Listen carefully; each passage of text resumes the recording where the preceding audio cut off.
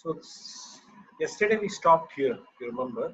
So some of the points that I have to understand is that please take care of your understanding of what is a term loan, what is a cash credit, what is your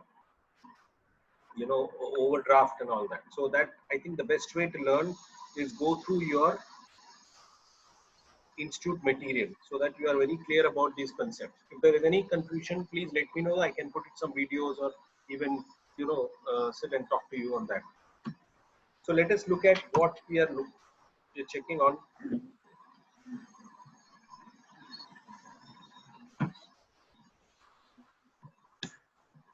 Yeah, this is the first screen. Yeah. So these are some of the codes under Finacle. So if you look at it, I'm not going into detail. I'm just going to share with you this presentation also. Apart from that, there is also a list of files that you can look at, which will be very helpful. So which will be very helpful for you. And those things are better to not to by heart or anything like that. Keep a list of it, and then based on that, when you work out in the system, it will be helpful. So various ones are F1 is basically display, as you say, help. F2 is for list. F3 is escape. F4 is accept. F5 is background menu. What are these things? Don't worry about it now. You can look at it at some point of time. You can have a better understanding when you start working in the system. I think that will be a better option for you to go ahead. Similarly, F9 is display signature, F10 commit save. Because very different. Each software is different as far as your menus are concerned. If you go to banks, the other software, CBS software, it may be different. So there's nothing, no need for you to by heart these things. You can just look at it and try to remember as much as possible and keep a list of it. So F11 next field, F12 previous block, tab, but everything you can do it as we go and start the work. But at least this list will help you to not get trouble with troubling the staff also. You can try on your own. At least the basic thing you can just go through it. Then these are the other ones which are there to show key map, display errors, terminal. Some of them may be used by the staff themselves, but this can be also used for them. The other thing that you need to look at, there are still more fields. I'm not getting into that. Apart from this, there is a complete list, which is also separately will be given to you. Control F, Control T, Control U is some of the important ones I put it in Finacle. Apart from that, there is another list that is to be shared with you separately.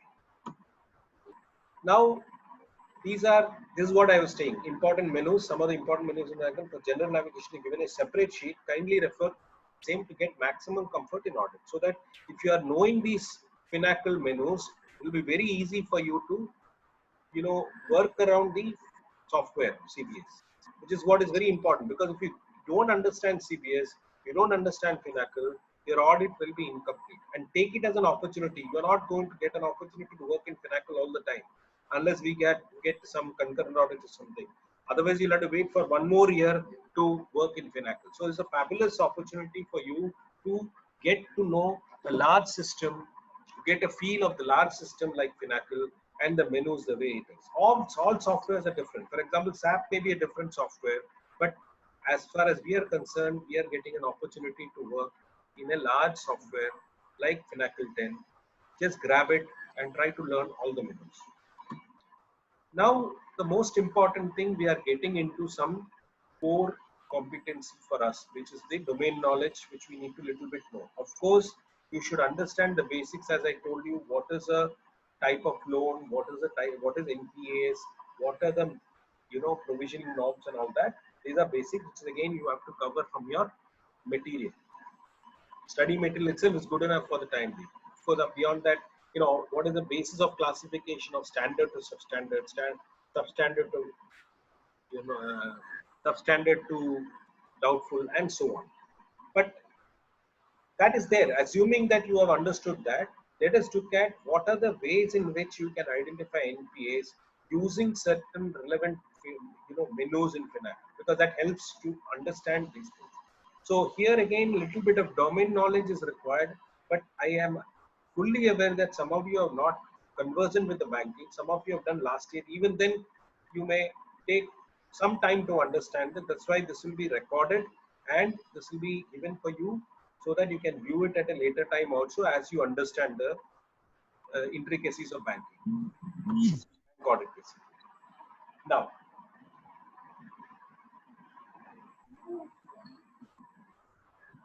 again, let us look at what are the things. EMI installments. This comes mainly, EMI comes when term loans are involved. When term loans are involved, what happens is that the loan, including the total interest that has to be paid, is divided into equal monthly installments. That is what is EMI. Now you need to check definitely that the EMI, whether it has been set correctly in the system, whether EMI installment amount is matching with the sanction term, because actually it may be sanctioned for say 100 installments. In the system it is given as 180. Therefore it's wrong. Though this is generally covered in concurrent audit, and if there is no concurrent audit there, it is better for us to look at it. Even if concurrent audit is there, it's better to look at on a sample basis that these are things that we have checked as far as EMI installments are concerned. Whether periodicity of installment is correctly classified as per sanction term. Therefore, any loan that has been given, there is a sanction letter. Who is sanctioning it? The sanctioning authority. And once the sanctioning authority has given it, whether those sanction terms are being entered in the system is very critical. Now, how do I check whether it should take for all of them? No, you take sample. From the sample, and what will you check for? Especially for loans granted during the period. That is where you need to look at. So those loans that have been granted during the period, for which we'll try to look at these items as a sample, record it in our working notes. Why it is important? Because this will give you sanctioning and documentation disbursement, sanctioning and disbursement, and relating to that it is a questionnaire in LFAR in order to check that we are looking at. Now mind you, sanctioning may be done at the higher level, but the setting up of the loan may be done at the branch level. Therefore you have to be careful. Some of the branches, these setups are done at the centrally also. Then the worry is not that much because that is done at a central level. Some people are doing it there. There is a department for doing that. In that case, it may be different. But you have to know how. That's why I'm saying initially we have discussed as far as risk assessment is concerned. These are areas that we know who is setting up these things, the EMI installment and all that. There are a lot of errors that come in that. Now, in order to check all this, on the right side in the menu, ACI, this is for old Finacle. In new Finacle, it's HACM. That is the repayment details are given. Option E, that is given. So you can try it out when you go there. The next one which you need to look at is multiple sets of EMI when it is there. For example, initially for 1 to 5 years, EMI is 7,000. After that, it might be 7,500. Whether the sets of EMI are properly entered. First we saw period, but here what happens that the same EMI doesn't continue. It may, separate sets have been set. So there might be difference in that. So that also needs to be checked. If there is substantial difference between the first set and the second set, there should be alarm because first set is 5,000, second set is 1 lakh. What means that? That means somebody in the bank has set it in such a way that initially there will be no problem of NPA because the 5,000 only has to be remitted. Actually, it is not so. Maybe the loan demands that the NPA should be 25,000 per month, the EMI. But the way it has been set wrongly is 5,000 only to be done so that the person who has taken loan is very comfortable at the beginning. Once he, is out of his problems, then he can remit at 1 lakh. But again, it is not at all as per the sanction terms. Therefore, this needs to be checked very carefully. It means when there are multiple types of different categories of EMI, please check whether it has been set accordingly. Now, how do I check? You don't have to look at the sanction letter also. You can just look at the EMI table in the system. How do I check it? HACM in Finacle. And once you look at it, you will see that, okay, there is a difference. So this is something which is alarming because 5,000 cannot become 1 lakh. So there should be a doubt in that. Similarly, there are situations where system determined asset classification is very user defined. We assume that system does everything. No, there are a lot of places where CBS gives 2 sets of parameters. At first instance, CBS identifies the account based on set parameters under asset classification. But user can go, who's a user here? The bank people, the branch people. They can do some options based on which the classification can change. Therefore, that you have to be very careful. Therefore, if their classification is not okay, then you have to be careful.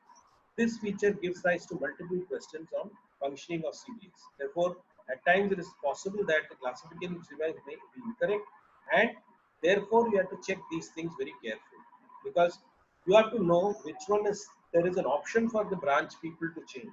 If you don't understand that, if you don't try to assess that, you will be in trouble. When do you do it? Right at the beginning, when you go and check these things, when you are doing your risk assessment.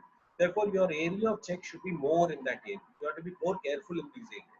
Again, what are the options? ACM, ACI in the old method, HASCL in the second thing. A report containing accounts wherein there is a difference between asset classification by system and by user should be requested for. Accounts listed in the said report should be thoroughly verified. So these are options where you need to check very carefully.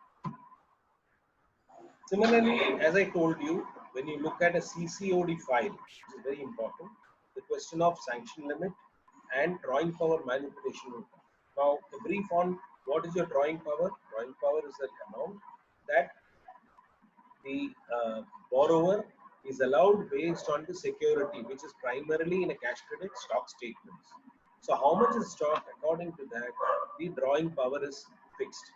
So if the drawing power, how much is fixed, according to that only then he can take the money. Because the security, primary security for a cash credit is stocks and debtors sometimes. Again, after reducing the margin, the total amount that is available will be taken as a drawing power, which was basically the security for them. So it should be cross-checked with the sanction letter, and whether any change in the limit is supported by necessary documentation. What is the documentation for that? Stock statement, nothing else, mainly stock statement. Whenever stock is changing, are they recording it properly in the DP register? Again, DP register is all in the system now. So you don't have DP register. Earlier it was all manual, but now today this is not. Therefore, depending on the stock, the drawing power is fixed. Depending on the drawing power, only he can take the money. He cannot withdraw beyond that limit. So, for example, if you are looking at a limit that is sanctioned at the beginning, say 1 crore has been sanctioned for a cash credit account, but he cannot take 1 crore all the time. His stock may have, if he's showing a stock of 1.25 or 1.3, then he can draw 1 crore. Suppose stock has come down to 80 lakhs, then he cannot take 1 crore. It's not allowed. Therefore, the ground rule of thumb rule is DP or sanction limit, whichever is lower. That is the limit in which, that is your limit. So every time the limit keeps changing, and that you have to be careful, especially in cash credit. In cash credit only this comes mainly, and overdraft also sometimes. But whenever those things are changing, therefore the limit keeps changing according to the drawing power. Therefore, again, I'm telling you, sanction limit or drawing power, whichever is less, is what you can draw. And what are the codes? HACLR, HM is the account limit history maintenance. So here all you have to be very careful. The next one is incorrect moratorium, especially for housing loan or for education loan. What happens is that the loan is given, but it takes time for somebody to finish the construction or for somebody to finish education. Therefore, only then they can start earning the money. Suppose the house is self-occupied, obviously there's no revenue there, but if he's letting it out, obviously there is going to be an income.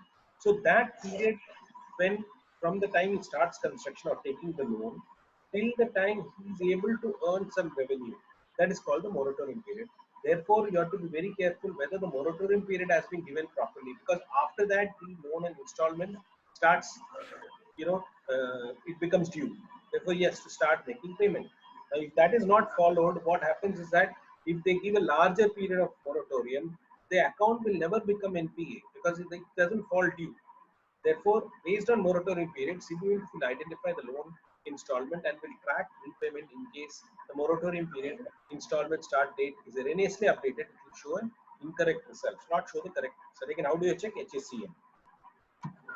Refacement without reporting as rescheduled. Again, refacement means deferring it. Somebody is not able to pay. Instead of paying, suppose initially it was said that he has to pay in 60 installments. Now they are saying that he can pay it in 72 installments. But is it properly recorded? Is there any sanction for that? and whether it has been reported as rescheduled. Refacement, reschedule are very, very, there is a thin line. So therefore, you have to be careful. What I suggest is whenever you look at such things, please refer it to me. That's the best way to do it. Sir, there is a refacement that has been done. There's a rescheduling. Then I can tell you how to go further in that audit aspect. So therefore, don't worry about it. You try to identify whether there is a refacement and whether there is a rescheduling. They'll say it is all near refacement. It is not rescheduling because there are certain rules for rescheduling. There are certain reporting requirements for rescheduling. Therefore, you have to be careful. So at the moment, if you see something, there is a rescheduling or restructuring, please bring that to my notice. And the miracle is HACM again. Installment start date is future date. Now, what happens is that the future, that means they have given a date, though it is falling due, it has to be start installment as term loan mainly. It is all coming in term loan. When the installments should be falling due from next month, the system has, in the system it has been entered as from September 2020. So therefore, for the period from now to September, it will never show as overdue. Whereas whatever amount he is paying, it will be showing as overflow. That means he has paid more than what is required. That is a problem because the whole problem, the due date for payment is postponed to September. Now, it can be a mistake or it can be purposely done to give some comfort to the borrower. Now, any case, if that period is given long and 90-day norm is satisfied, the account can be treated as NPA. Therefore, be careful about it. That whenever the installment start date is given not as per sanction terms, you have to be careful because it can be given as a future date so that it doesn't fall into the NPA category. Again, HACM will help you to identify these things. Interest, similarly, interest demand date. Again, interest demand date can be to be as per sanction term, but it can also be given as a future date. There also the problem will come where it will not accrue interest. Anybody is not able to hear?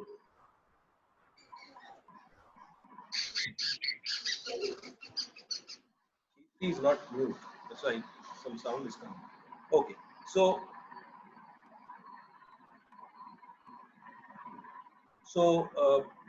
what we need to look at is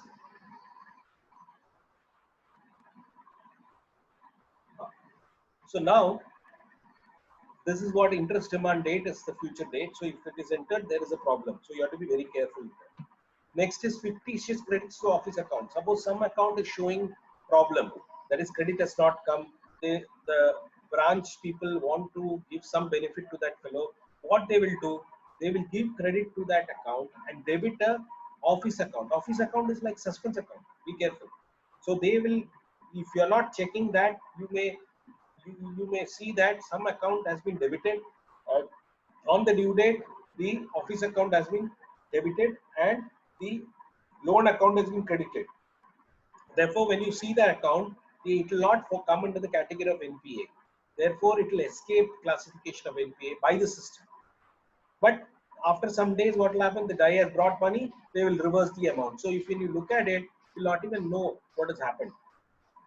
The system will not be able to identify this. It will miss out. Therefore, reviewing transaction office account, inter-branch account is must. And what are those things? It is actually like accounts, office accounts are generally, like suspense accounts where some transaction relating to branch is only entered there. But you have to be very careful in exploring and understanding the office accounts very carefully. You don't see only the year-end transactions, try to get the total transaction and see where, if there is any way you can identify some abnormalities. Round tripping from internal accounts. Again, it's similar to your, and here also what we saw was the vernacular code is HACLI NQ, which is the HACLI and HACLI Q, CLI and Q, that is for this. And round tripping means one account there is a problem. By creating a series of transactions, they are bringing funds which should not be run. That's what close scrutiny of transaction review of all chain series of transactions for accounts with deficiency is required, used to generate misguide the system on credit turnover aspect. So what they will do is they've got current account and a cash credit account. They'll take the money from cash credit put it in current account. Again, from current account, they'll bring it back to cash credit. Like that, when they do, what will happen? It seems that there is a lot of transaction in the cash credit account. Actually, there is no transaction. And when somebody looks at it, say, oh, there are a lot of transactions. Actually, these are all dummy transactions. Again, what is the problem? That means genuine transactions are not happening in the account. As a result, there must be some reason for that. I mean, the company or the firm is not doing properly. Therefore, they are routing it like that. As a result, you have to be very careful. So, how to look at it? These are the ACLI. ACLI, and these are accounts you can review, but you have to apply your mind to understand this. How do I do? We'll see if I can provide some clue to that in a later video or something like that. But you be careful that when you're looking at the CCOD, all, mind you, all cash credit accounts should be scrutinized. Each an account has to be reviewed. How to do it? HCLI, if you go through it, you can see the account statement. You have to go through it because let's go through it. Or take into Excel and just review it. You can easily get to know a lot of things. Apply your mind for that. Temporary overdrafts. What happens sometimes is in terms of emergency, sometimes some check is coming for debit. The funds for that may not be there in the branch. As I told you, there is a limit beyond which even in the cash credit account, they cannot borrow. The bank cannot borrow, but there is a check which has to be debited today itself. So, but the borrower's money from somebody else will come tomorrow. So for a day, the limit may not be enough. Therefore, he will request to the manager, please give me TOD, temporary overdraft for a day. Therefore, it can be allowed, but it is not easy. You have to be careful that there should be a proper letter given by the borrower, and whether it has been given according to the powers of the branch manager. Somewhere, some banks, there is no power for the branch manager. And how do I know? You have to look at initially what we discussed. When you're looking at the overall branch position, you should know who the branch manager is allowed to give how much. What is sanctioning authority? All these things should be kept in mind before. At the beginning itself, you have to keep so that you can check these things now. When you do look at temporary overdrafts, how do you look at it, sir? How many TOD has been given? This HACTODM is there. That will give you some idea of how many TODs have been granted. If continuously somebody is being granted TOD, please bring it to my notice because there is some problem in the account. Whenever the TODs are given for a longer period, it changes the character. It can be ad hoc sanctions being be given like that. But again, there should be proper sanctioning for that. TOD can be given for one day. Normally, the branch manager has got the power to do that. But when it comes to longer period for 90 days ad hoc, for example, there is a cashier. For example, there is a certain period of time he wants more money. In that case, they may ask for ad hoc limits. Ad hoc limits is for say extra amount for a certain period. But mind you, manager may not have the authority to give ad hoc sanctions. It has to be approved by the original sanctioning authority of that particular limit. Suppose the original sanctioning authority is the regional manager. Then regional manager can only approve ad hoc sanction. TOD sometimes the bank manager can still give. It's only for a day. But they have to give a report that they have given the TOD like this and get it sanctioned or ratified by the next level authority. Therefore, that has to be very careful that these are areas where a lot of problems happen. Now, what is there a problem that it can become an NPA? No, it will give you an indication that the account is not doing well, or the sanctioning disbursement there is a problem, monitoring review there is a problem. All these comes under LFA. Therefore, it gives a picture of the branch only. It will not be that it will all lead to NPA. It will not be, but it gives a direction that we have to be careful in these aspects and see where the branch has functioned properly or not. Next is you are looking at devolved bills parked in office accounts and not in them. Devolved bills under LC. What is LC? It's a long process. I cannot tell you now. But devolved means what? That means the money should have been paid by our borrower, the bank's borrower, but he could not pay the money. Therefore, bank is liable to give the money to the person to whom it belongs to. That means, suppose I am buying from somebody through an LC, the seller is sending the bills after sending the goods, and on the due date it's coming for debit. and the LC under LC, and the borrower doesn't have money. Therefore, somehow the bank has to, because the LC has been routed to them, they have to get the money and pay to the seller.